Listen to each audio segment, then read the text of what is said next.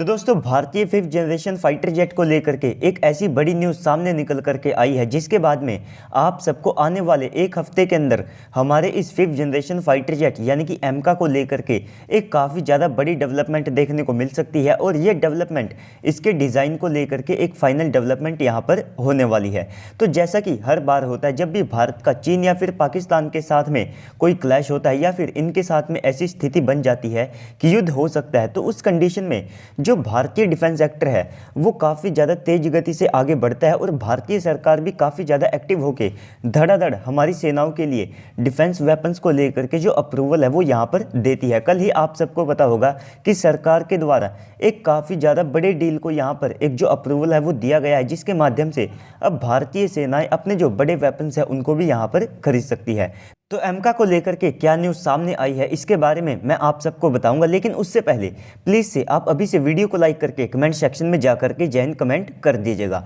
तो दोस्तों खबर कुछ ऐसी है कि भारत का जो 5th जनरेशन का फाइटर जेट है यानी कि एमका, तो भारत पहले से ही इसका जो पीडीआर है यानी कि प्राइमरी डिज़ाइन रिव्यू तो वो कंप्लीट कर चुका है। अगर आप पीडीआर के मामले में तुर्की की अप्रोच को देखते हैं तो वहाँ पर आप सबको ऐसा देखने को मिलेगा कि उनके जो ड्रोन्स होते हैं और साथ में फाइटर जेट्स होते हैं तो उनको वे केवल पीडीआर के माध्यम से ही जो प्रोटोटाइप है उसका निर्माण करना शुरू कर देते हैं। अगर आप पीडीआर की बात करते हैं तो आप सब कह सकते हैं कि यहाँ पर काफ़ी सारी कमियां होती है, ये फाइटर जेट का एक फाइनल डिज़ाइन नहीं होता है। तो भारत ने जो पीडीआर है वो तो पहले से कंप्लीट कर लिया है। तो इसके बाद अब रही बात सीडीआर की, तो सीडीआर को लेकर के फाइनल न्यूज़ ये है कि आने वाले एक हफ्ते के अंदर अब भारतीय वायुसेना को एमका का जो सीडीआर है वो यहाँ पर सौंप दिया जाएगा। तो अगर आने वाले एक हफ्ते के अंदर भारतीय वायुसेना को एमका का सीडीआर सौंपा जाता है तो यकीनन आप मान करके चल सकते हैं कि एमका का जो सीडीआर है यानी कि क्रिटिकल डिज़ाइन रिव्यू वो कंप्लीट हो चुका है, डिज़ाइन कंप्लीट हुआ है। इसी के कारण तो अब भारतीय वायुसेना को आने वाले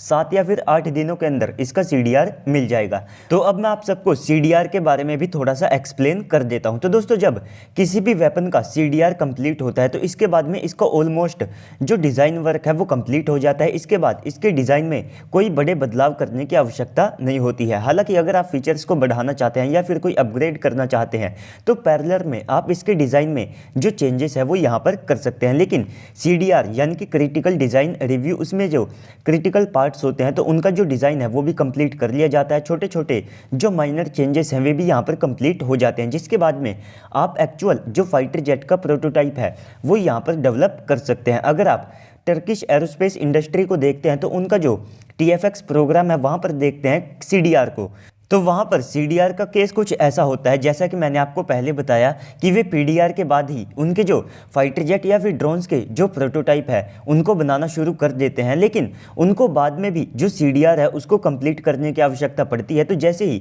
अब टर्की ने अपने TFX का प्रोटोटाइप बनाना शुरू कर दिया है तो वो पीडीआर का होगा। वहाँ पर जो डिज़ाइन है उसमें उनको बाद में काफ़ी सारे बदलाव करने पड़ेंगे। इसी के कारण आप सबको ये देखने को मिलेगा कि भारत से पहले प्रोटोटाइप डेवलप करने के बावजूद भी उनके फाइटर जेट का जो प्रोडक्शन और साथ में इंडक्शन है वो ऑलमोस्ट या तो एमका की टाइमलाइन के बराबर होगा या फिर उसके बाद ही यहाँ पर रहने वाला है। इसी के साथ में यहाँ पर कुछ इंडिकेशंस ऐसे हैं कि तुर्की अपने TFX फाइटर जेट को लगभग ब्लॉक्स में डेवलप करने वाला है, यानी कि बाद में उनको और ज़्यादा जो फाइटर जेट के प्रोटोटाइप है वे यहाँ पर डेवलप करेंगे और वहाँ पर वे फाइनल इसका जो सीडीआर है वे कंप्लीट कर पाएंगे। लेकिन यहाँ पर भारत की जो अप्रोच है वो आप सबको डिफरेंट देखने को मिलेगी। हम पहले से ही पीडीआर और सीडीआर को कंप्लीट कर लेना चाहते हैं, जिसके बाद में हम फाइनल एक जो प्रोडक्शन स्टैंडर्ड का प्रोटोटाइप है उसको यहाँ पर डेवलप कर सके। तो भारत ने एमका का सीडीआर कंप्लीट कर लिया है, तो क्या जब भारतीय वायुसेना को इसका सीडीआर सौंपा जाएगा तो उस समय हमें कोई खबर मिलेगी या फिर नहीं? तो देखिए दोस्तों, अगर आप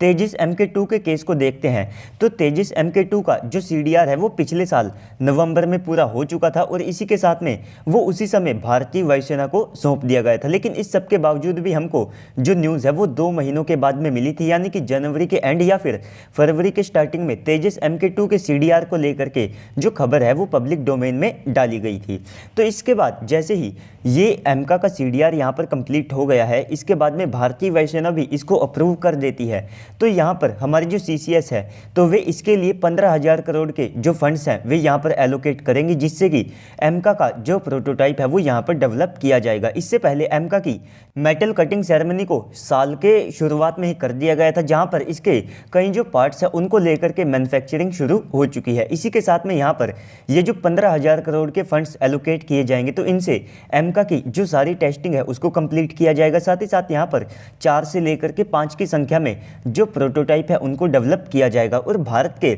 जो एमका फाइटर जेट होंगे तो इनके जो प्रोटोटाइप है वही ट्रोली 5th जनरेशन के फाइटर जेट होंगे, जबकि अगर आप तुर्की के TFX और साथ में कोरियन एरोस्पेस इंडस्ट्री के KF-21 फाइटर जेट को देखते हैं तो यहाँ पर इनकी अप्रोच कुछ ऐसी है कि ये इन फाइटर जेट को वेरिएंट्स या फिर ब्लॉक्स में डेवलप करेंगे, जहाँ पर ये धीरे धीरे जो 5th जनरेशन की टेक्नोलॉजी है उसे मास्टर करने वाले हैं। इनसे पहले इनकी जो प्रोटोटाइप है वे आप सबको 4.5+ जनरेशन के देखने को मिलेंगे, जबकि भारत के जो प्रोटोटाइप है वे आप सबको actual 5th generation fighter jet के तौर पर देखने को मिलेंगे। इसके बाद अब रही बात हमारे एमका के इंडिजीनियस कंटेंट की, तो सबसे पहले तो भारत इसके अंदर ज़्यादातर जो कंटेंट है वो खुद का यूज़ करने वाला है। यहाँ पर जो इंजन्स हैं वे आप सबको एक विदेशी पार्ट के तौर पर देखने को मिलेंगे, लेकिन भारत ने GE के साथ में एक जो MOU है वो यहाँ पर साइन कर लिया, जिसके बाद में GE जो अपने F414 इंजन्स है तो इनको भारत में ही असेंबल करेगी और ये 100% मेड इन इंडिया इंजन होने वाले हैं, जिसके कारण आप सबको एमका के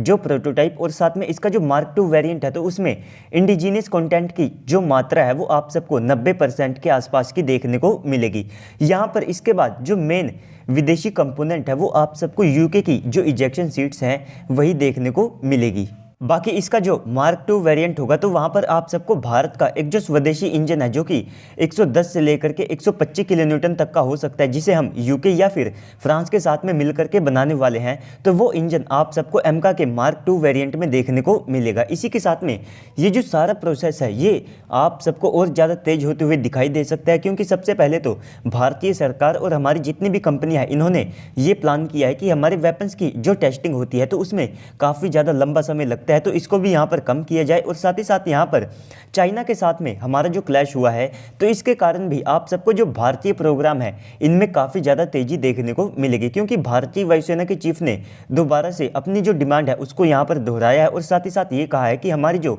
स्क्वाड्रन संख्या है उसमें हमें एक काफ़ी ज़्यादा बड़ा डाउनफॉल यहाँ पर देखने को मिल सकता है, जिसको हमें मेंटेन करने की आवश्यकता है, जिसके लिए हमारे जो खुद के फाइटर जेट हैं और साथ में MMRC डील के तहत हम जो फाइटर जेट यहाँ पर खरीद सकते हैं उनको खरीदने में और ज़्यादा तेज़ी यहाँ पर लानी होगी। बाकी तो 83 तेजस MK1A की जो डिलीवरी है वो 2024 से शुरू हो जाएगी। तो दोस्तों ओवरऑल एमका की इस पूरी डेवलपमेंट को लेकर के अब आप सबको क्या लगता है कमेंट सेक्शन में बताइएगा। साथ ही साथ अगर आपको वीडियो अच्छी लगी है तो वीडियो को लाइक कर दीजिएगा। अगर आप चैनल के ऊपर पहली बार आए हैं तो प्लीज़ से चैनल को भी सब्सक्राइब कर दीजिएगा। तो चलिए दोस्तों आज की इस वीडियो में इतना ही, मिलते हैं अगली वीडियो में, तब तक के लिए गुड बाय, जय हिंद।